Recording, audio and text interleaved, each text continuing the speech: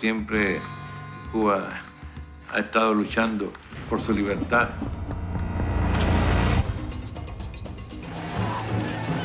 Murieron 100,000 personas. No pudo triunfar, pero cambió el país.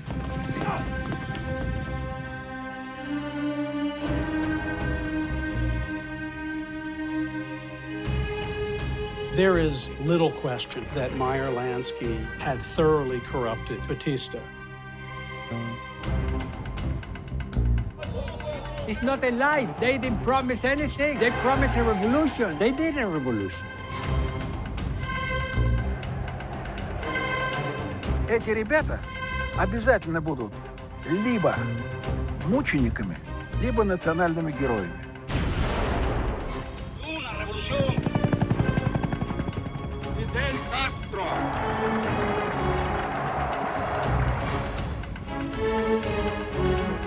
He told Khrushchev, you should unleash the entire Soviet nuclear arsenals. Apocalypse.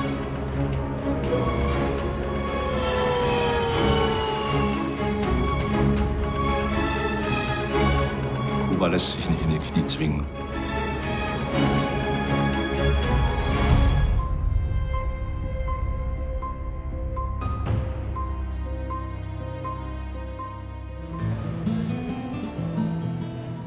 Today, the island of Cuba is one of the last outposts of socialism in the world.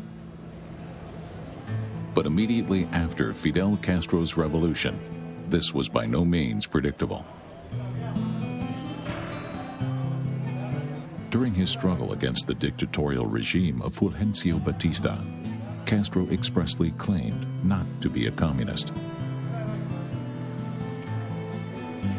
It was not hammer and sickle he had fought for, but to finally free his homeland from all outside influence. So why did he authorize the presence of 43,000 Soviet soldiers on the island? How did the United States embargo begin, still in place today? And how did Castro's friend, Che Guevara, come to die alone and abandoned in the mountains of Bolivia? Fidel Castro embodied the age-old dream of a free and independent island, a dream the Cubans have pursued for centuries. Cuba llegó atrasada a la independencia comparado con el resto de los demás países de América Latina. Después logró invertir un proceso y en menos de un siglo, casi en 80 años, desarrolló 4 procesos revolucionarios muy intensos, como prácticamente no lo hizo ningún país de América Latina. Man muss bei der Unabhängigkeit eines hinzufügen. Sie waren unabhängig, aber nur von den USA. Dieser wirklich historische Befreiungsakt am 1. Januar 1959 ist ihnen gelungen, bis heute. Cuba only became an independent country in 1902 and immediately fell under the influence of the United States. The two countries are just 90 miles apart. Cuba's exports, mainly sugar, headed for the American continent. In exchange, American companies built up the island's infrastructure and controlled its economy. No Cuban politicians dared to break with the U.S. until Fidel Castro began expropriating American companies in 1960. And even though Castro kept repeating that he was not a communist, his policies became increasingly radical. Diese Radikalisierung haben so ganz wenige erwartet. Und das war, glaube ich, auch ein Grund, warum Fidel Castro überhaupt Erfolg haben konnte, weil die alten Oberschichten gar nicht das befürchtet hatten, was dann passierte. Die haben nicht damit gerechnet, dass es zum Bruch mit den USA kommt. The American government reacted by restricting sugar imports from Cuba. It was a serious blow to Castro's economy. Thousands of Cubans sought exile, most in the United States. Castro's government, meanwhile, had to look for new trade partners. In February 1960, Anastas Mikoyan, a member of the Soviet Politburo, visited the island. It was the beginning of Cuba's alliance with the Soviet Union. Постепенно, не в один день, все их взгляды созрели, и отношения не в один день сложились с Советским Союзом. Постепенно у них другого выхода не было, потому что без поддержки Советского Союза они Трудно было там установить самостоятельность государства. Fidel's brother Raul and iconic revolutionary Che Guevara were both in favor of closer ties with Moscow. Ernesto Che Guevara was from Argentina and believed in the socialist world revolution. He wanted to make Cuba a tropical model state for communism and then export this communism, especially to the Third World. Fidel Castro appointed him Minister of Industry and head of the central bank. Guevara's qualifications, he had written about communist economic theories before. He was one of many improvised ministers in Fidel's government. Che es el único tipo que realmente era comunista en Cuba, de todos los dirigentes. And he looked at me and said, you know how I became president of the National Bank? I said, I have no idea. I said, one time I was sitting in a meeting where Fidel was, and he asked for a dedicated communist, I thought, and I raised my hand. And he was asking for a dedicated economist. Che Guevara compensated for his lack of knowledge with revolutionary zeal and commitment. As Minister of Industry, he was known for often working 16 hours a day. He allowed cameras to film him as he toured Cuba's fields and factories, always hoping to inspire the people to work hard. He was intelligent, very intelligent. He taught Fidel a lot of things. Fidel depended on him. Fidel wanted him to take over the Bank of Cuba. He said, you have to sign our new money. And that's when he signed CHE on every Cuban. He said, that's enough of my banking. A mí no me caía bien personalmente, porque me parecía que como argentino, en fin, era muy arrogante. Pero realmente era el único tipo de verdad revolucionario en toda esa gente. The Soviet Union provided Cuba with a loan and other economic support. This helped the island's economy to get back on track. But the alliance with Moscow was cause for concern, both among Cuban exiles and the U.S. government. Newly inaugurated U.S. President John F. Kennedy had inherited a planned military operation to topple Castro's regime from his predecessor, and now had to decide whether to implement it. The Bay of Pigs was going to be an attempt to land a number of Cubans into a place in Cuba and then call upon the Organization of American States, use American troops, and intervene. This was the original Eisenhower program. As it evolved when Kennedy took over, which was that same year and end of 1960, Kennedy didn't want the U.S. involvement, didn't want to send the U.S. Navy, so he said, well, let the 1,200 Cubans fight it out. After Kennedy gave his go-ahead, 1,334 heavily armed Cuban exiles landed on Cuba's south coast. But the Bay of Pigs invasion failed and united Cubans behind Fidel Castro. The state-controlled media used the occasion to vaunt Castro's merits as the defender of national independence. Relations with the United States seemed irreparably damaged, and Fidel Castro declared himself and Cuba to be socialist. Indudablemente la mayoría confiaba en este líder, en este mesías, que se llamaba Fidel Castro, que había surgido y que traía esta revolución, donde incluso cuando planteaba de construir el socialismo en Cuba, era creído y seguido por mucha gente. Aquel triunfo de Girón se vio que sí se podía, que sí la revolución tenía posibilidad, y por supuesto que el enemigo no se cruzó de brazos, siguió preparándose, atacándonos, etcétera, etcétera. After the failed Bay of Pigs invasion, the CIA changed its strategy. They now planned to assassinate Fidel Castro. To carry out this plan, they contacted several leading U.S. mafia figures. These men had lost their lucrative casinos in Havana through Castro's revolution. They went to mafia figures to try to kill Castro. The reality is classic mafia. They took the government's money, but didn't try to kill him. Some of them were working with him as counter or double agents. They were hoping by working with him they would get their casinos back. It didn't work. You don't succeed that way with Fidel Castro. After failing to enlist the mafia to kill Fidel Castro, the CIA turned to Cuban exiles. Many of them had lost everything when they fled Cuba after Castro took power on the island, and the CIA, as well as the White House, were growing desperate. The Kennedy administration was very much focused on getting rid of Castro, but they also didn't want to go to war over it. They did not want to start a world war, so the idea was to do things such as what happened at the Bay of Pigs, having small groups go in and invade, having the CIA try to poison Castro. During this time, Fidel Castro lived well guarded in Havana's Hilton Hotel. Having failed with all other plans before, the CIA now tried to enlist Marita Lorenz, who had had a love affair with Castro shortly after he took power. If Castro's death came at the hands of a scorned former lover, they reasoned, it could not possibly be traced back to Washington. They said, I'm the only one that has the keys to Fidel's suite, the uniform. He said, would you go back? Can you go back? Will he accept you? I said, of course, yes. I didn't do anything bad to him. And they said, would you go back and put these pills in his food? In February 1961, Marita Lorenz returned to Cuba.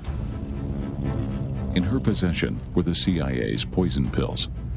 Her CIA handlers waited in the lobby as Fidel's bodyguards accompanied Marita to his suite. Before I saw Fidel, I was so nervous being caught with the capsules. I put them in cold cream jar ponds, and I put them out in a bidet. And they went down and down and down and down, slowly but surely. I felt guilty having them on me. If Fidel caught me with the pills, I could get killed. He said, did you come back down to kill me? I said, yes. He said, here, kill me. There's my gun here. He gave me the gun. It was hanging over the lamp, 45. I said, no, I can't kill you. You didn't do anything to me. Why should I kill you? Yours is not my life to take. And then we just hugged, made love, and I started crying, mostly out of fear because I didn't know what to do, whether to beg him to stay or whether to run for it. The CIA guys were downstairs in the lobby. When I was upstairs, they thought I was killing Fidel, and they were downstairs reading their newspaper. And I saw them, I went past them, and I was still crying like that. And they thought I was crying because I killed them, but I was crying because I was afraid of them. And I got on a Cubana airline and went home. Marita Lorenz returned to the United States, and thus another covert CIA operation against Fidel Castro had failed. It had began with the debacle of the Bay of Pigs landing.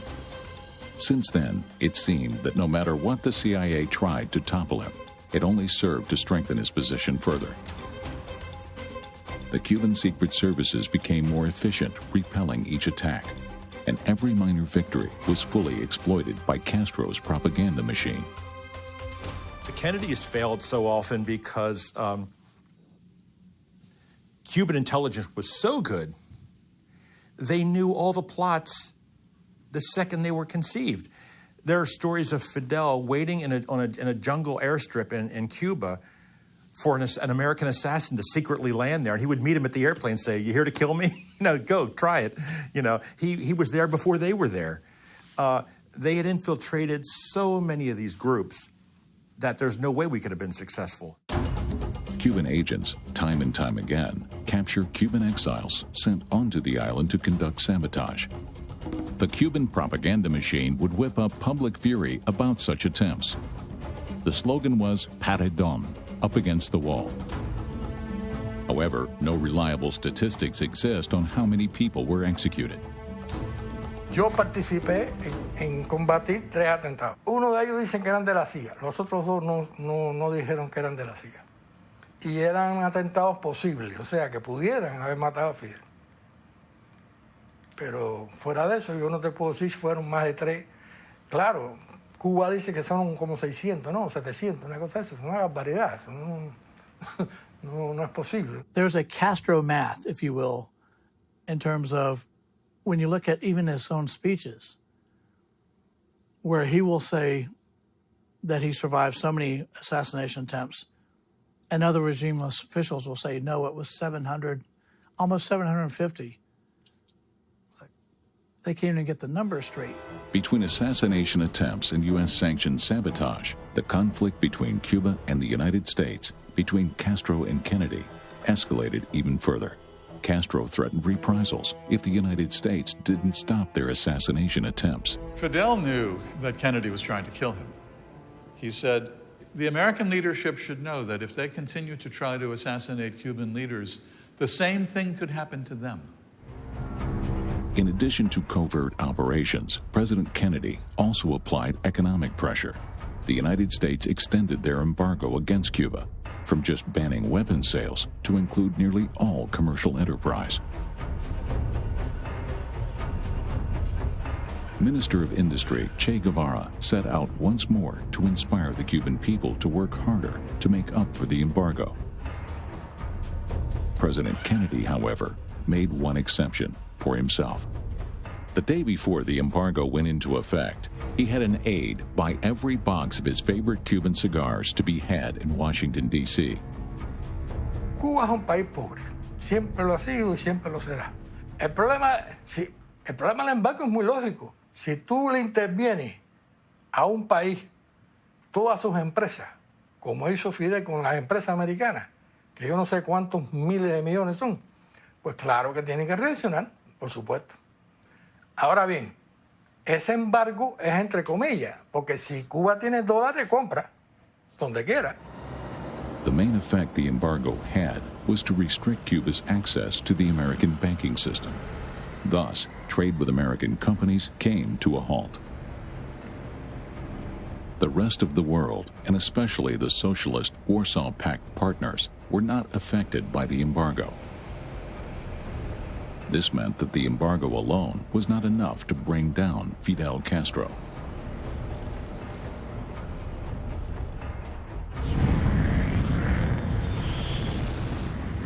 As instructed by President Kennedy, the U.S. military planned a new invasion.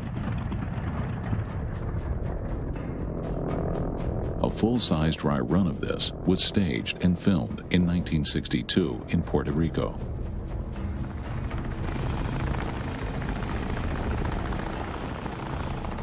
The operation was called Ortsac, Castro spelled backwards. Fidel, y yo también lo pensé, venía una otra invasión, o qué posibilidad tenía Cuba de luchar contra eso. Ninguna. Hubieran barrido la isla, la hubieran destrozado completa. No se hubiera rendido, déjame decirte eso, en aquel momento, año 62, Cuba no se hubiera rendido. Lo hubieran acabado con todo ello. Y conmigo, inclusive. He was afraid that the next time it wouldn't just be brave young Cubans from Miami intervening in Cuba. It was going to be the American military, American Rangers, and the airborne divisions. He was afraid he was going to be facing something that he knew would defeat him. And the only protection he conceived of, the only possible protection, was to have Soviet forces on the island defending him. Fidel Castro sent his Minister for Industry, Ernesto Che Guevara, to Moscow. Officially, it was to negotiate new trade contracts. But, behind the scenes, Guevara made a military pact with Soviet Prime Minister Nikita Khrushchev. Soviet nuclear missiles were to be installed in Cuba.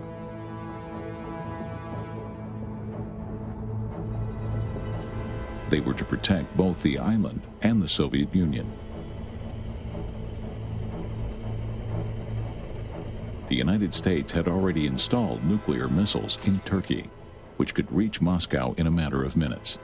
The Soviet missiles were intended to be a countermeasure.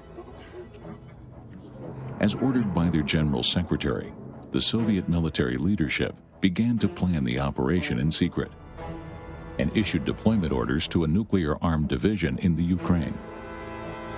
В мае месяце 1962 года в дивизии пошел слух, в штабе дивизии, что нас куда-то отправляют. The soldiers were told that their deployment would take them to the city of Anadyr in remote Siberia.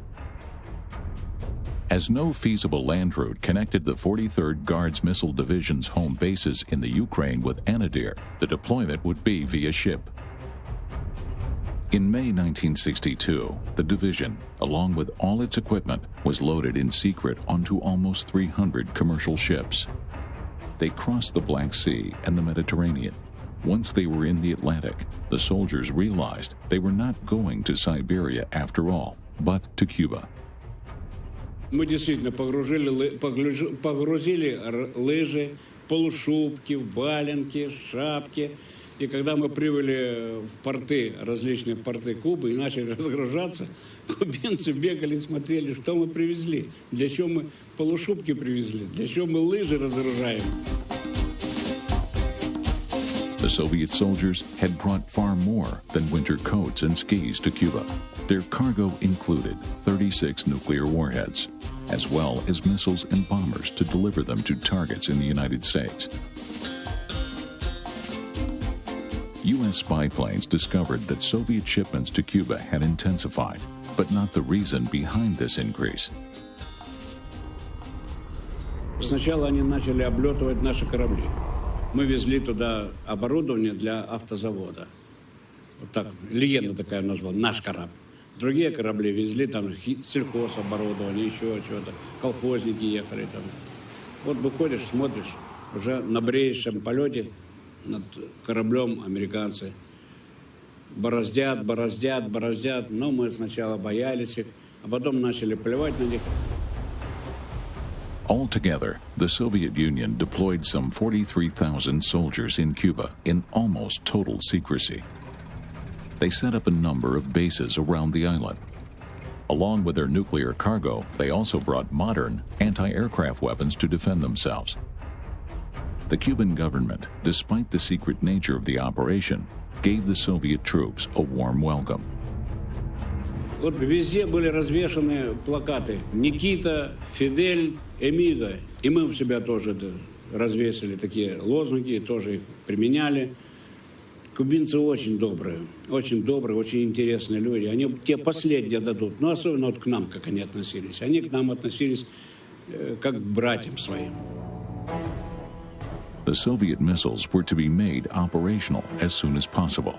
Each of the 36 atomic warheads deployed to Cuba was equivalent to 50 times the power of the bombs dropped on Hiroshima and Nagasaki. In September 1962, the deployment was completed. Most of the missiles were ready to launch. Until now, the U.S. government had only ascertained that the Soviet Union had military advisors in Cuba.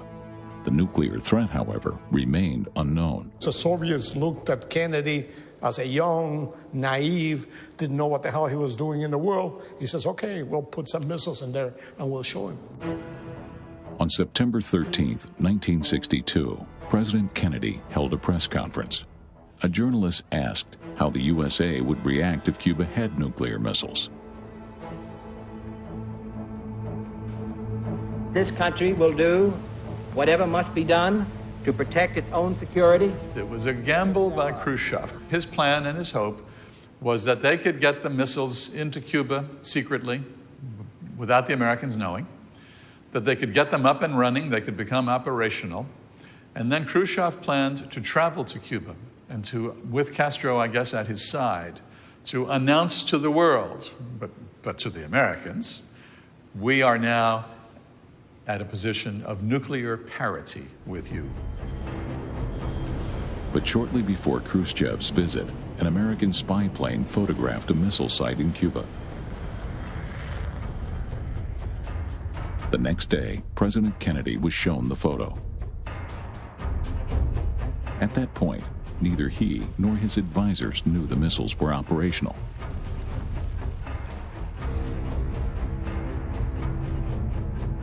JFK had to face the most difficult decision of his presidency to date. Kennedy met with his group of advisors. It was called the Executive Committee, the ExComm. And Kennedy met with them on the morning of October 16th in the White House.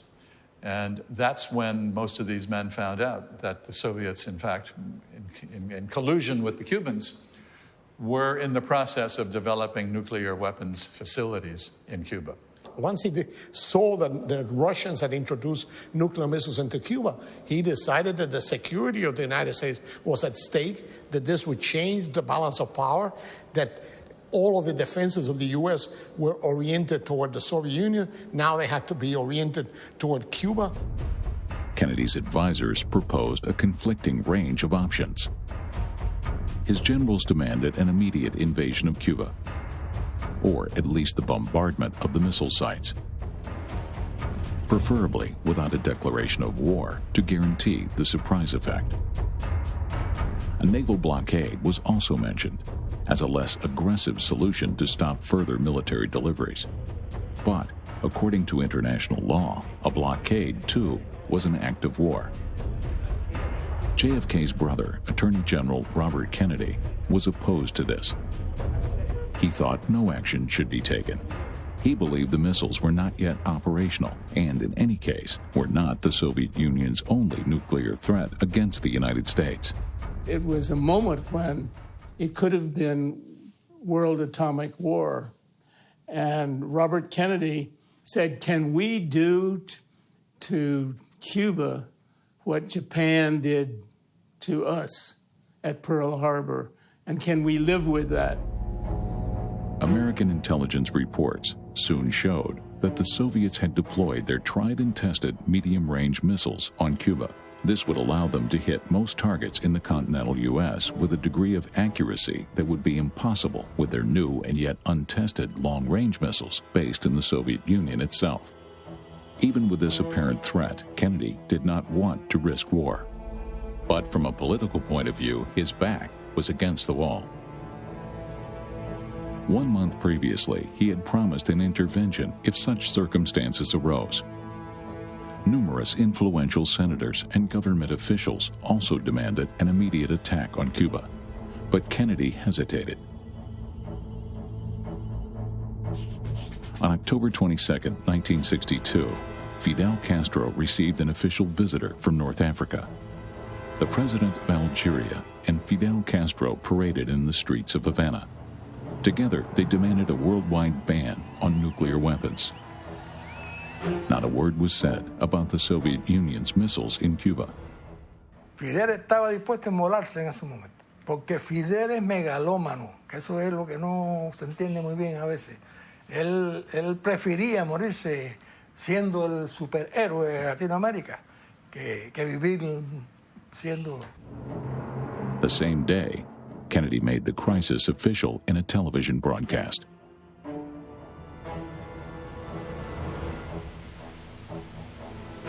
To halt this offensive buildup, a strict quarantine on all offensive military equipment under shipment to Cuba is being initiated. All ships of any kind bound for Cuba, from whatever nation or port, where they're found to contain cargoes of offensive weapons, be turned back. The news shocked many Cubans. The army prepared to defend the homeland. Fear of war spread rapidly. Era solo un niño. Bueno, ni mi mamá ni mi papá estaban en la casa. Mi padre en ese momento estaba movilizado por la crisis de octubre. Incluso él después participa en los interrogatorios a los prisioneros que se hacen allí. Y yo lo que recuerdo, sí, ese estado, ese clima de guerra, ese no saber muy bien. In order to protect their nuclear missiles, the Soviet Army had installed its most advanced anti-aircraft defenses. Their orders were clear. They could only return fire if America attacked. Конечно, сказать, чем руководствовались руководители военные Соединенных Штатов Америки, когда посылали в день по 7-10 вылетов самолетов над Кубой было, они понимали, что мы их трогать пока не будем. У нас было чем сбивать. But the Americans' reconnaissance flights now confirmed that the missiles were operational. Kennedy placed the U.S. nuclear forces on DEFCON 2, the second highest alert. Khrushchev, meanwhile, ordered his ships to ignore the American quarantine. The world was on the brink of nuclear war. Один раз нервы не выдержали. У генерала Гречка был такой военачальник войск ПВО, который там был. И по его команде мы сбили американский самолет один. Ожидали, что после этого будут очень серьезные последствия. An American plane was shot down and the pilot was killed. The U.S. and Soviet governments accused one another of wanting to start a war. Behind the scenes, American and Soviet diplomats were working hard to find a solution to the crisis.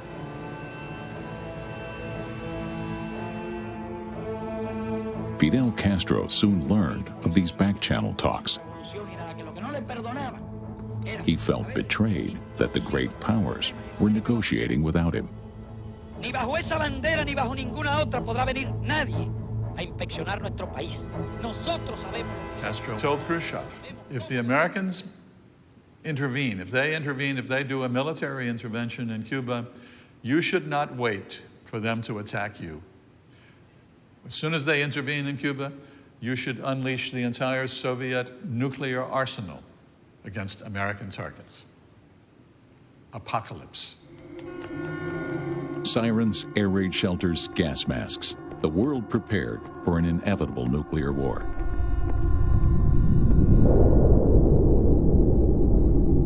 Ich kann mich sehr gut erinnern, wie ganz einfachen Menschen Angst hatten vor einem Krieg, weil Kennedy hatte ja selbst mit dem Einsatz von Atomwaffen gedroht. Das darf man ja heute alles nicht verkleinern. Und ja, Khrushchev war auch ein Hitzkopf. On October 27, 1962, Soviet Prime Minister Khrushchev proposed a deal to President Kennedy. He was prepared to withdraw his nuclear missiles from Cuba. In exchange, the USA would lift the quarantine and promised never to invade Cuba. The USA also had to withdraw its missiles from Turkey, but was allowed to keep this part of the agreement secret. Kennedy accepted the deal. The threat of nuclear war was over, but Fidel Castro felt he had lost out. Мы согласились вывести ракеты с острова Свободы, с Кубы. Это не очень понравилось Фиделю и вообще кубинскому народу. Как привезли ракеты, а потом вдруг обратно их увозите? Castro, dans son jeune élan révolutionnaire bouillonnant, a dit plus tard, il l'a dit, que au fond, Khrouchtchev était, il a même dit que c'était une pédale, hein, excusez-moi, je crois que c'est des termes aujourd'hui qu'on n'a plus le droit de dire, mais il l'a dit, maricón, hein, c'est le terme espagnol. In order to appease Fidel Castro after the missiles were removed, Khrushchev invited him to the Soviet Union on an official visit in the summer of 1963. The Cuban leader was given a rousing welcome, like no other statesman before him.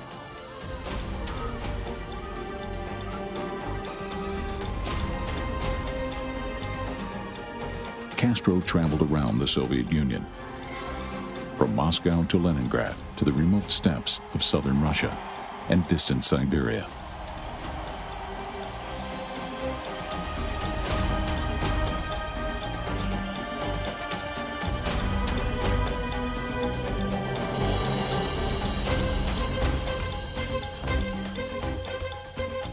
Castro was showered with presents, including traditional tribal clothing and even a baby bear. Everywhere he went, the propaganda cameras were there to film him. The vodka flowed, and honors rained down. Фидель был награжден званием Героя Советского Союза с вручением ордена Ленина и золотой медали, вот, золотая звезда. Он был награжден грамотой почетного доктора наук Московского университета. Вообще поездка была тогда триумфальной, и удалось Хрущеву смазать вот это негативное впечатление о себе, которое осталось. А отношения вообще были очень сердечные. Hero of the Soviet Union was the highest order the country could bestow. As a show of both acquiescence and defiance, Fidel would go on to wear it proudly for many years, but only when meeting with Soviet officials. 1 year later, it was the industry minister Ernesto Che Guevara's turn to be invited to the Soviet Union. He thought Khrushchev had been mistaken to back down during the missile crisis. Guevara dreamed of worldwide revolution, not of realpolitik. très curieusement, il y a là une grosse différence d'interprétation. Guevara pensant que les soviétiques sont quand même pas les types parfaits qu'on pourrait espérer de la part de révolutionnaires qui n'aident pas assez le tiers-monde. U.S. President Kennedy, meanwhile, sought to free the Cuban exiles still in prison on the island after the failed Bay of Pigs invasion. Castro was willing to let them go for a steep price. Castro le puso a cada uno de los prisioneros, lo que ellos consideraban el lumpen, lo pusieron un precio de $25,000. La clase media le pusieron, de acuerdo con ellos otra vez, le pusieron un precio de $50,000. Los señores más ricos le pusieron un precio de $100,000 y por la cabeza de cada uno de ellos, y los tres principales de la brigada le pusieron un precio de $500,000 a cada uno de ellos. After sending over $53 million worth of food and medicine to Cuba, the remaining members of Brigade 2506 were allowed to return to the United States, where they were welcomed by President Kennedy on December 29, 1962. I believe that at the Orange Bowl, when he received our flag in custody, and he promised to return that flag very soon in a free Cuba, that's when he did sign his death sentence. And he did meant it. He opened the Armed Forces of the United States for the brigade. The idea was to use us in a new invasion of Cuba. Despite this promise, however, Kennedy did not authorize further invasion plans for Cuba. Instead, he tried to explore ways for the U.S. to coexist with Cuba under Fidel Castro, but it was complicated without official diplomatic relations. Kennedy heard about the imminent visit to Cuba by a French journalist. Il s'est assis à ce fameux bureau de la Ovale. J'étais en face, à la fois fasciné et intimidé, et tout de suite, ça a été, alors il m'a dit, alors vous partez pour Cuba, on m'a dit. J'ai dit oui. President Kennedy saw Jean Daniel as an opportunity to send Fidel Castro a message. Il me dit, vous savez, ce qu'il faut bien comprendre, ce que Castro ne saisit pas, mais surtout les Américains, c'est que moi, le communisme, ça n'est pas mon ennemi, je m'en fiche. Je ne suis pas communiste, bien sûr. Mais moi, les rapports de Castro avec les communistes, ça m'est égal. Ce qui m'intéresse, c'est quoi? C'est la guerre et la paix. The next day, Jean Daniel flew to Havana. But on arrival, he found out that his interview with Fidel Castro was postponed. It would be weeks before he could meet the Cuban leader. On November 20th, 1963, Fidel Castro suddenly showed up at the journalist's hotel. He was aware of Daniel's meeting with Kennedy. Là, nous sommes en face, et je vois un Castro incroyablement amateur de la moindre réflexion. Chaque fois, il me disait, mais comment il vous l'a dit ça? Il insistait sur ce que vous dites. Et comment il m'appelait? Qu'est-ce qu'il vous disait de moi? The conversation went on until dawn. The Frenchman had the feeling Castro could be interested in a deal with Kennedy. The two men met again the next day. Au moment où on sert l'immense plateau de fruits de mer, le téléphone se retentit et c'est le président d'Ortikos qui l'appelle, le président de la République, et lui qui dit Herido, blessé, gravement? Oui, très gravement, oui. Tu vous m'appelez? Et il dit, il raccroche et il nous dit, c'est très grave. Et la première phrase qu'il me dit en me regardant, on va dire que c'était nous. On va dire que c'est nous. It was the 22nd of November, 1963. President Kennedy was on an official visit to Dallas, Texas. At 12:30, gunshots rang out. John F. Kennedy was fatally wounded. The shooter, Lee Harvey Oswald, had been in contact with the Cuban embassy in Mexico. He basically told the embassy personnel, who were really Cuban intelligence, that he'd kill Kennedy for the revolution because he knew Kennedy was coming to Texas. And he said, his exact words were, "I'll kill that bastard Kennedy." Oswald had lived in the Soviet Union for more than 2 years. He was a political agitator more than a hitman. Whatever chances there may have been to ease tensions between Castro and Kennedy, none exist under Kennedy's successor, Johnson. Cuba and the United States were and would remain sworn enemies. On December 11, 1964, Ernesto Che Guevara reiterated this in a speech at the United Nations, but his criticism extended both to the U.S. and the Soviet Union, whom he saw as having strayed from the course of world revolution. Guevara commence à avoir son opposition avec Castro sur le thème de savoir si l'Union soviétique est bel et bien, comment dirais-je, très différente dans son impérialisme que l'impérialisme américain. El Che Guevara es como decimos nosotros en el argot cubano, era un árbol que le estaba haciendo mucha sombra a Fidel. El Che Guevara fue un hombre que empezó a explicar y empezó a ver qué cosa era el comunismo en la práctica.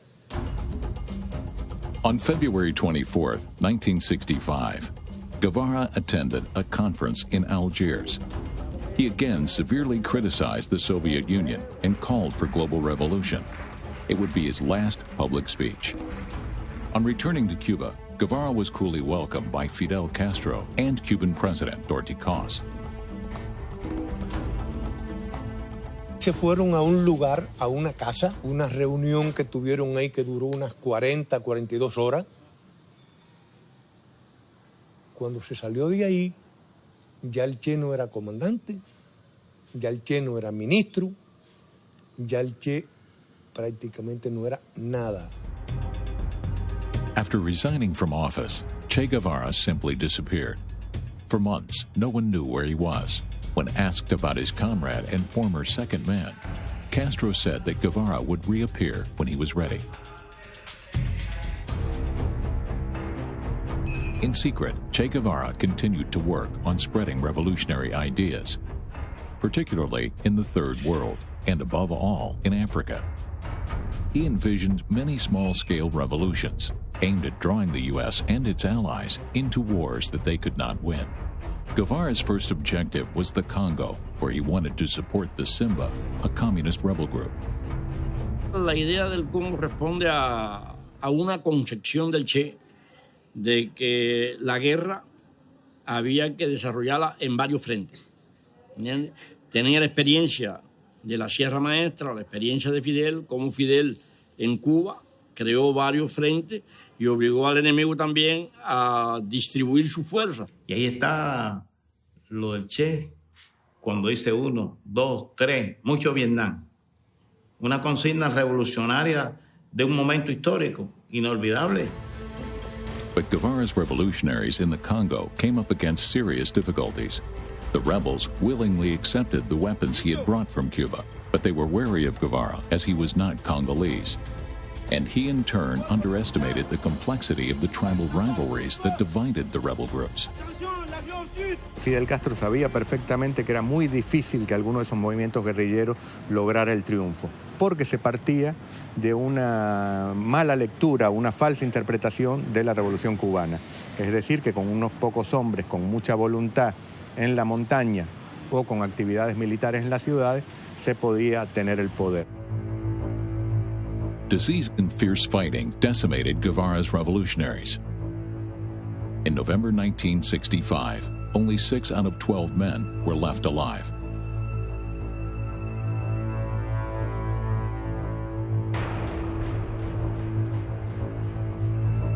Cuando el Che sale del África, él sale muy enfermo. Entonces él no fue para Cuba, él fue para Praga, Checoslovaquia. Hay un lugar que se llama Carlos Divari. Ahí en Carlos Divari, en Checoslovaquia, ahí se quedó un médico cubano con él ahí porque él no quiso regresar a Cuba.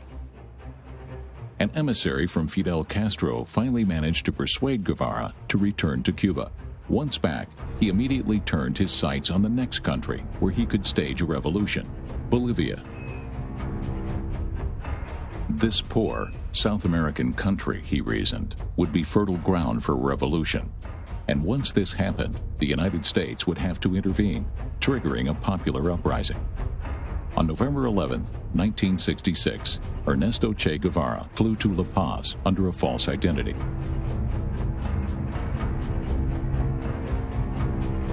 He was accompanied by a veteran team of Cuban revolutionaries. Una de nuestras materias principales era estudiar el quechua para podernos comunicar con los indios en la zona. Cuando llegamos a Bolivia, o sea, Fidel nos había hecho muchas promesas de todo lo que se había creado para buscar una seguridad a nuestra estadía en Bolivia. Él sí nos había dicho que íbamos a una lucha de 10 a 15 años por lo menos, porque había que liberar América del Sur. Fidel Castro promised the support of the Bolivian Communist Party, but the party did not want a civil war. The Soviet Union, too, declined all aid. In the end, Guevara was forced to move his rebel group into the remote jungle. Here again, the guerrilleros received no support. And the local population did not even speak Quechua, the language they had learned. Cuando llegamos a Bolivia, el 95% de las cosas que Fidel nos había prometido habían desaparecido. Lo primero, ya no íbamos al territorio del Alto Beni. De una forma mágica se había cambiado el territorio. Despite everything, Che Guevara ordered attacks against the Bolivian army. His men succeeded in winning several skirmishes. When the Bolivian president learned who he was dealing with in the Andes, he asked for help from the United States. Guevara's plan to provoke a U.S. invasion seemed to be working. Well, in 1967, the CIA believed that Che Guevara had been killed in Africa. Until the day that they captured in Bolivia Regis Debray, the French journalist, and Ciro Busto, Argentinian newspaper guy. And they were the one who confirmed that Che Guevara was in Bolivia. Once that was confirmed, and of course the Bolivian army had very little training in anti-guerrilla operation, they had no expertise whatsoever, that's when immediately they sent a special forces unit from Panama. But the United States did not send troops, only CIA agents. They assisted the Bolivian army in tracking down Guevara's group.